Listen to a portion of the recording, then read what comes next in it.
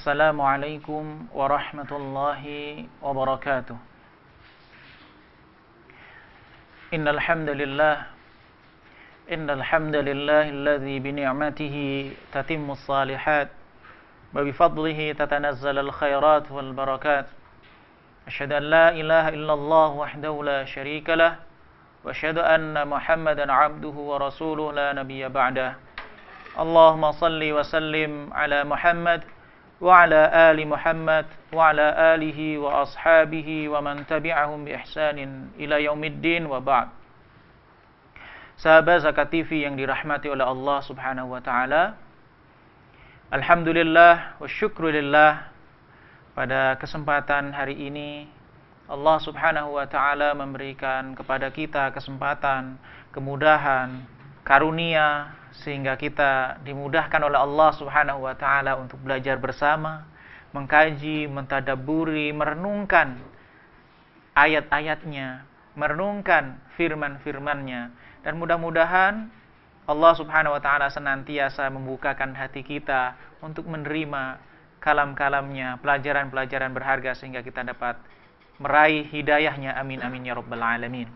Sahabat Zakat TV yang dirahmati oleh Allah, insyaallah pada kesempatan kali ini kita akan mengkaji dan mentadabburi surah Quraisy. Surah Quraisy ini adalah surah yang tidak asing lagi bagi kita, karena kita mengenal dan sering mendengar kata Quraisy. Surah ini dinamakan dengan surah Quraisy karena surah ini berbicara tentang kehidupan yang ada pada orang-orang Quraisy. Meskipun surah ini sebenarnya tidak dikhususkan, tidak spesifik untuk orang Quraisy. Artinya bahwa orang selain dari bangsa Quraisy tidak boleh mempelajari ayat ini, tidak semacam itu. Tapi Allah Subhanahu wa taala menyebutkan tentang orang-orang Quraisy karena di situ ada pelajaran berharga yang dapat kita ambil. Dan ternyata di situ ada pelajaran yang agung yang dapat kita ambil untuk kehidupan kita di dunia dan untuk kebahagiaan kita di akhirat kelak. Sahabat Zakat TV yang dirahmati oleh Allah Subhanahu wa taala, kota Mekah pada awalnya adalah tanah yang tandus. Jadi biwadin ghairi dzi zar'in, jadi pada satu lembah yang tidak ada tanamannya sama sekali.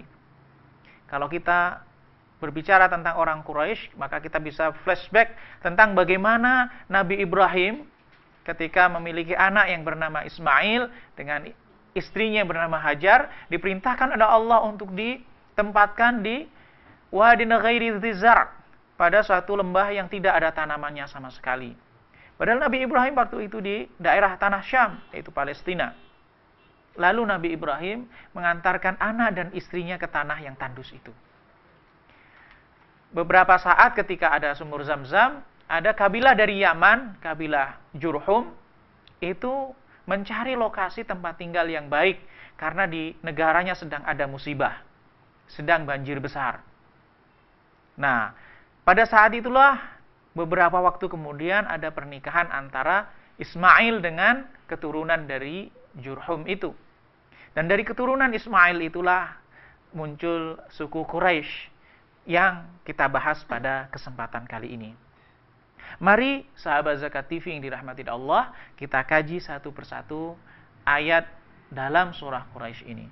Allah Subhanahu wa taala mengatakan, A'udzu billahi samiil alimi minasyaitonir rajim, li'ilafi Quraisy.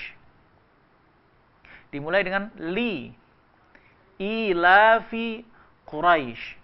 Kata li, kalau dalam terjemahannya, dalam terjemahan Indonesia biasanya dikatakan karena.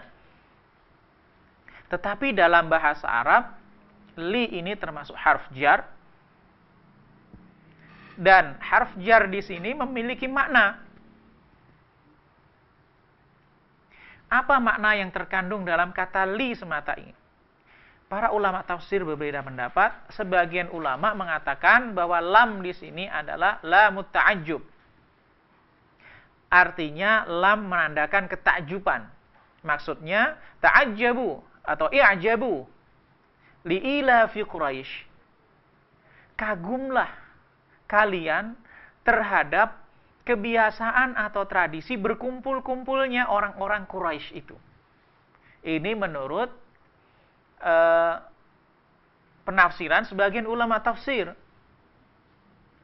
Sebagian ulama mengatakan bahwa kata li, lam ini adalah dikatakan lam yang bermaksud ada hubungannya dengan perintah Allah Subhanahu wa taala yang di penghujung ayat. Yaitu sembahlah Allah Subhanahu wa taala, u'budullah li'ilafi Quraisy. Karena kebiasaan dan tradisi-tradisi yang ada pada orang Quraisy. Apa tradisi orang Quraisy pada waktu itu? Allah Subhanahu wa taala mengatakan ilafihim rihlatash syita'i was-saif. Kebiasaan mereka, berkumpulnya mereka, bersatunya mereka, rihlatash syita'i was-saif, melakukan perjalanan di musim dingin dan di musim panas. Jadi ternyata ada satu tradisi, kebudayaan, thaqafah, kehidupan yang ada pada orang Quraisy ketika ayat ini diturunkan. Yaitu orang-orang Quraisy itu yang hidup di tanah yang tandus itu, yang tidak ada tanamannya itu. Lihat, perhatikan bahwa Allah memiliki skenario yang luar biasa sekali. Mereka hidup di tanah yang tidak ada tanaman, yang tidak hidup di situ penghidupan seperti di Indonesia misalnya. Tapi Allah memberikan jalan keluar, yaitu rihlatash syita'i was-saif. Mereka melakukan perjalanan di kala musim dingin dan di kala musim panas. Fisyita, ketika musim dingin atau musim hujan, orang-orang Quraisy itu melakukan perjalanan ke Yaman. Jadi mereka membeli barang yang ada di Yaman, kemudian dijual di tanah haram. Ketika itu. Selanjutnya ketika as-saif, ketika musim panas, mereka melakukan perjalanan ke Syam. Maka kalau kita misalnya kembali kepada sejarah Rasulullah SAW, sebelum beliau diangkat menjadi nabi, beliau pernah melakukan perjalanan dagang dengan pamannya. Ketika itu beliau masih belia, masih sangat muda. Kemudian ketemu dengan seorang pendeta yang mengatakan bahwa anak ini suatu saat nanti akan memiliki sya'n azim, memiliki suatu posisi yang tinggi. Nah, itu adalah perjalanan Rasulullah SAW, Muhammad SAW ke Syam. Syam itu kalau untuk saat ini adalah Palestina, Yordania, kemudian Suriah. Itu adalah negara-negara Syam, dan Yordania itu termasuk negara-negara Syam yang pada waktu dulu dikenal dengan istilah Syam. Nah, musim dingin ke Yaman, kemudian musim panas mereka ke tanah Syam untuk berbisnis. Dan peradaban Syam pada waktu itu sudah sangat maju dibandingkan dengan kota Mekah pada waktu itu.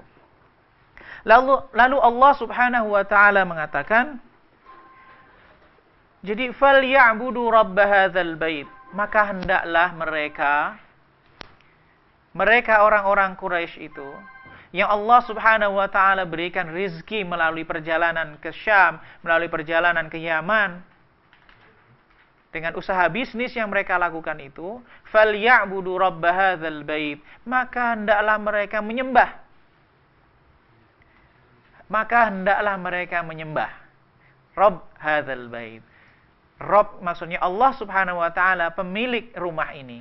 Artinya pemilik Baitullah, maksudnya adalah Allah Subhanahu wa taala. Sahabat Zakat TV yang dirahmati oleh Allah Subhanahu wa taala, insyaallah kita akan lanjutkan tadabbur dan kajian surah Quraisy ini setelah yang berikut ini.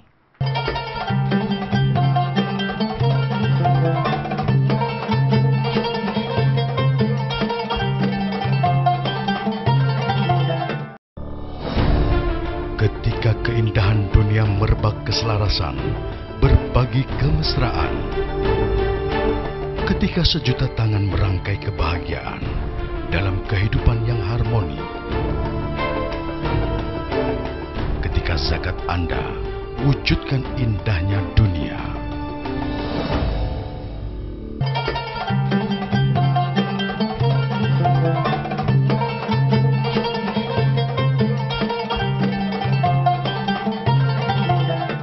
Sahabat Zakat TV yang dirahmati oleh Allah Subhanahu wa taala, kita lanjutkan kembali tadabbur dan kajian surah Quraisy. Sebelumnya kita sudah sampai pada ayat falyabudu rabb hadzal bait. Di sini Allah Subhanahu wa taala memulai dengan kata fa. Falyabudu, maka hendaklah segera. Jadi tidak menggunakan tsumma atau tsumma liya'budu, kemudian tidak menggunakan kata kemudian, tetapi hendaklah fa, menggunakan fa. Jadi fa itu penghubungannya sangat cepat. Jadi kalau mereka diberi nikmat oleh Allah Subhanahu wa taala dengan penghidupan melalui perjalanan bisnis dari antara Yaman dan Syam, maka hendaklah segera. Jadi tanpa menunda-nunda lagi. Falyabudu rabb hadzal bait, segera menyembah, beribadah kepada Rabb hadzal bait. Rabb yang memiliki, Allah Subhanahu wa taala yang memiliki rumah itu. Sahabat Zakat TV yang dirahmati oleh Allah Subhanahu wa taala, orang-orang kafir Quraisy, mereka yang menyembah Latta, Uzza, itu sudah mengenal nama Allah Subhanahu wa taala. Mereka juga tahu bahwa Baitullah, Ka'bah yang berada di tengah-tengah mereka itu adalah milik Allah Subhanahu wa taala, memiliki Rabb yang itu adalah Allah Subhanahu wa taala. Orang-orang kafir Quraisy juga mereka mengatakan bahwa Rabb mereka adalah Allah. Maka tidak heran apabila ada yang nama di antara mereka yang namanya Abdullah, hamba Allah. Maka ketika Allah SWT mengatakan Rabb hadzal bait, itu sudah dikenal oleh orang kafir Quraisy. Siapa Rabb hadzal bait? Siapa Rabb rumah Allah Subhanahu wa taala? Siapa Rabb Ka'bah itu? Mereka semuanya sudah tahu. Tetapi persoalannya adalah terjadi penyimpangan-penyimpangan dari ajaran agama Nabi Ibrahim yang sebenarnya mengajarkan tauhid, kemudian terjadi penyimpangan-penyimpangan. Nah, salah satu penyimpangannya adalah orang-orang kafir Quraisy itu sebenarnya mereka mensyukuri nikmat-nikmat dan karunia yang Allah Subhanahu wa taala berikan. Cuman caranya mereka itu yang salah. Metodenya yang salah. Mereka ingin bersyukur kepada Allah tapi menggunakan Latta dan Uzza sebagai perantara. Mereka ingin memohon kepada Allah dimudahkan kehidupannya, diluaskan rezekinya, dan dimudahkan segala persoalan dan kehidupannya. Tetapi mereka mintanya kepada Latta dan Uzza, yang mereka beranggapan bahwa Latta, Uzza, sembahan-sembahan, patung-patung yang ada di sekitar tanah, di sekitar Ka'bah itu sebagai perantara antara dia dengan Allah Subhanahu wa taala. Padahal Allah itu lebih dekat kepada kita daripada diri kita sendiri. Jadi Allah Subhanahu wa taala lebih mengetahui tentang kita daripada kita mengetahui diri kita. Nah, inilah yang ingin diluruskan. Jadi ketika mereka dapat nikmat karunia itu, hendaklah mereka menyembah Allah Subhanahu wa taala. Lalu Allah Subhanahu wa taala memberikan satu korelasi, alasan agar logika mereka terbuka. Jadi Allah Subhanahu wa taala allazi at'amahum, memberi mereka makan. At'amahum min ju', allazi at'amahum min ju' wa amanahum min khauf. Dan memberikan rasa aman dari rasa takut. Memberikan mereka rasa aman atas rasa takut yang mengancam jiwa mereka. Jadi di sini Allah Subhanahu wa taala ingin membuka logika umat manusia ini, terutama orang-orang Quraisy itu, bahwa Allah yang memberi mereka makan dan Allah yang memberi mereka rasa aman. Mari kita coba kembali dengan doa Nabi Ibrahim.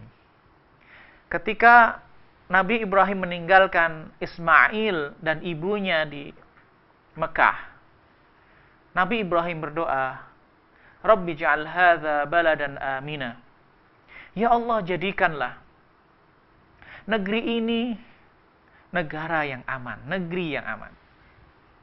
Rabbi ja'al hadza baladan amina. Aman. Warzuq ahlahu minas thamarat. Dan berikanlah penduduk mereka rezeki dari buah-buahan.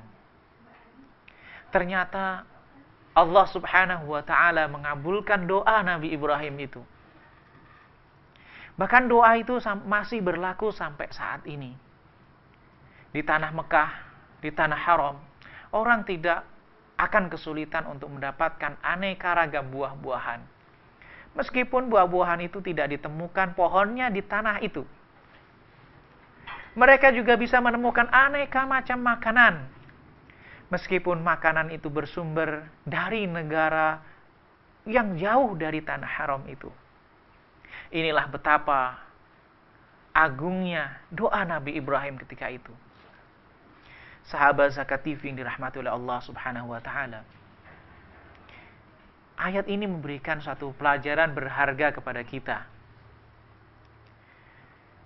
Pelajaran penting bagi kita umat manusia. Bahwa Allah Subhanahu wa taala lah yang memberikan makanan kepada hambanya. Jadi makanan yang kita berikan atau nafkah yang kita berikan kepada anak kita atau orang yang dalam penanggungan kita, sebenarnya itu adalah rezeki yang Allah Subhanahu wa taala datangkan. Allah yang memberi makan kepada mereka. Maka salah satu keyakinan kita, maka salah satu bukti keyakinan kita sebagai seorang muslim itu meyakini bahwa Allah yang memberi makan, Allah yang memberi rezeki, Allah yang merawat. Kalau keyakinan ini goyah, meyakini bahwa dirinya yang memberi makan anaknya, atau meyakini misalnya atasan dia yang memberikan rezeki kepada dia, berarti ada persoalan dalam akidahnya.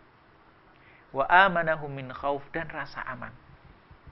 Ternyata Allah Subhanahu wa taala ingin menegaskan kepada orang-orang Quraisy, wahai orang-orang Quraisy, sadarilah bahwa Allah yang memberikan makan kepada kalian. Meskipun kalian yang berusaha melakukan perjalanan itu, tapi Allah yang memudahkan jalannya. Kalian yang hidup di tanah yang tandus itu, tapi kalian masih bisa makan. Kalian hidup di tanah yang diapit oleh kedua peradaban besar itu, Persia dan Romawi. Tapi ternyata dalam sejarah tidak ada yang menyebutkan bahwa tanah haram itu pernah dijajah oleh Romawi atau Persia. Padahal orang-orang mereka itu senantiasa sering berinteraksi dengan orang Persia, juga berinteraksi dengan orang Romawi yang ada di Syam pada waktu itu. Sahabat Zakat TV yang dirahmati oleh Allah Subhanahu wa taala. Insyaallah kajian dan perenungan tadabbur surah Quraisy ini akan kita lanjutkan setelah yang satu ini.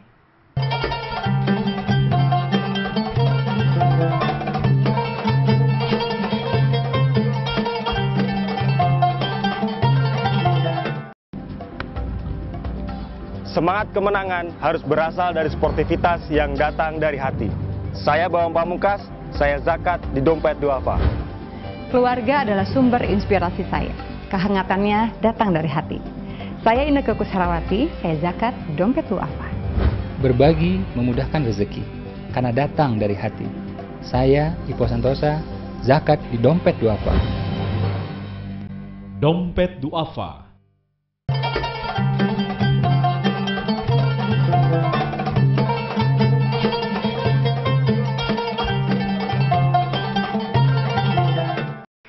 Sahabat Zakat TV yang dirahmati oleh Allah Subhanahu wa taala. Kita lanjutkan kembali tadabbur dan perenungan surah Quraisy yang kita kaji pada kesempatan kali ini. Kita sudah mengkaji makna per makna, kemudian hubungan sejarah, tafsir dari ayat yang pertama ketika Allah Subhanahu wa taala mengatakan li'ila fi Quraisy ila fihim rihlatash shita'i was-sayf falyabudu rabb hadzal bait alladzi at'amahum min ju' wa amanahum min khauf. Setelah kita kaji, kita renungkan dan kita tadabburi kata per kata, ayat demi ayat dalam surah Quraisy ini, paling tidak sahabat Zakat TV sekalian, kita bisa mengambil pelajaran mutiara-mutiara berharga yang dapat kita ambil dari surah ini, yang mudah-mudahan itu bisa menjadi pelajaran bagi kehidupan kita. Pelajaran yang pertama dari surah Li'ila fi Quraisy. Allah Subhanahu wa taala bisa mengangkat suatu kaum dan bisa merendahkan satu kaum yang lainnya. Kemuliaan, kemudian kemenangan, kesuksesan, nama, popularitas, derajat yang tinggi, itu semata-mata karena dari Allah Subhanahu wa taala. Itu bukan jaminan bahwa ketika kita berafiliasi dengan satu kaum, satu negara, satu kelompok, itu sebagai jaminan bahwa kita orang terbaik. Afiliasi kita dengan jamaah tertentu, dengan organisasi tertentu, dengan kelompok tertentu, dengan kabilah tertentu, itu bukan jaminan bahwa kita akan selamat di sisi Allah Subhanahu wa taala kelak. Di akhirat kelak bukan jaminan.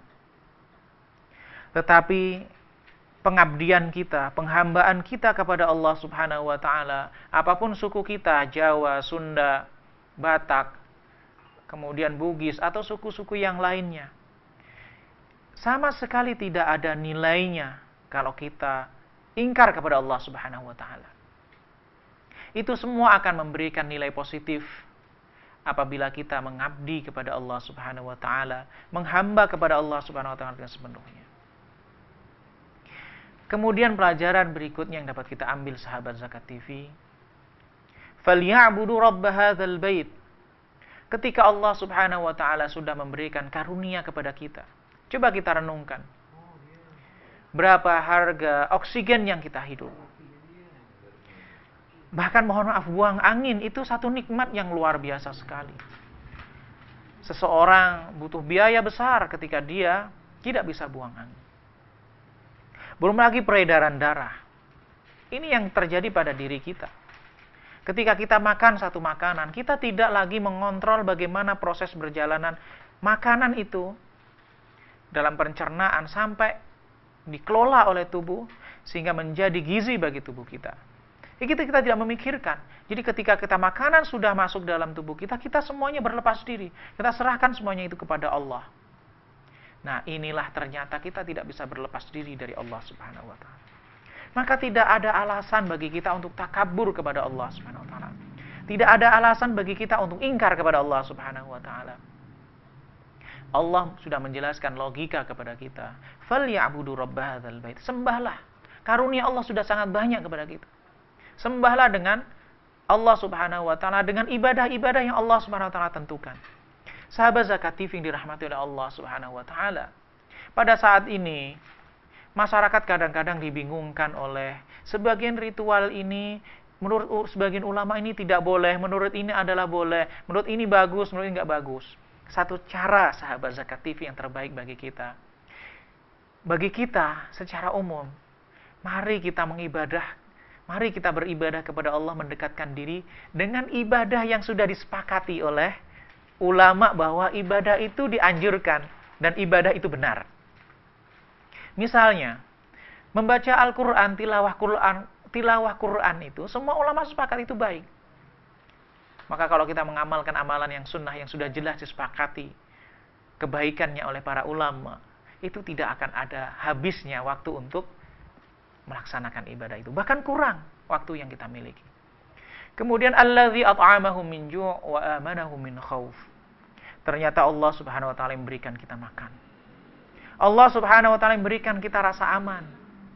Misalnya apabila kita tidur, kita tidak tahu misalnya ada kecoa yang masuk ke dalam telinga kita. Tapi Allah menjaga kita. Bisa saja ketika kita sedang tidur, kita tidak tahu apa yang terjadi dengan diri kita. Bisa jadi ada serangga masuk, atau ada ular yang datang, atau bara bahaya yang bisa saja datang sewaktu-waktu. Tapi Allah menjaga kita. Itulah penjagaan Allah Subhanahu wa taala dari rasa takut.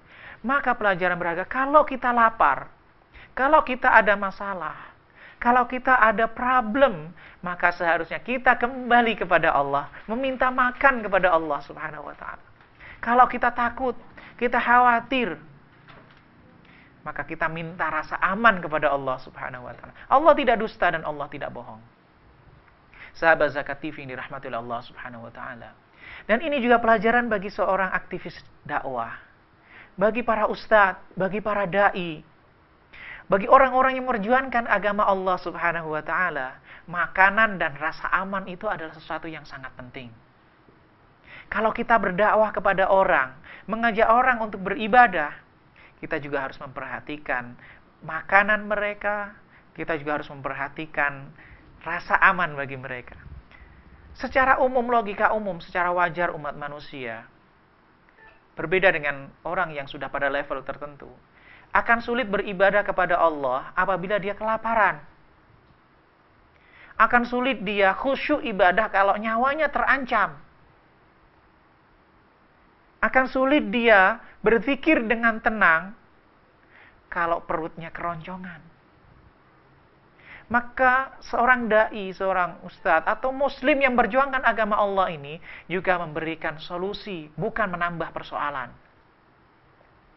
Jadi inilah sebagaimana dicontohkan Rasulullah SAW. Beliau hadir mengajak umat manusia untuk mendekatkan diri kepada Allah Subhanahu Wa Taala, tetapi beliau juga memberikan solusi atas persoalan-persoalan yang mereka hadapi.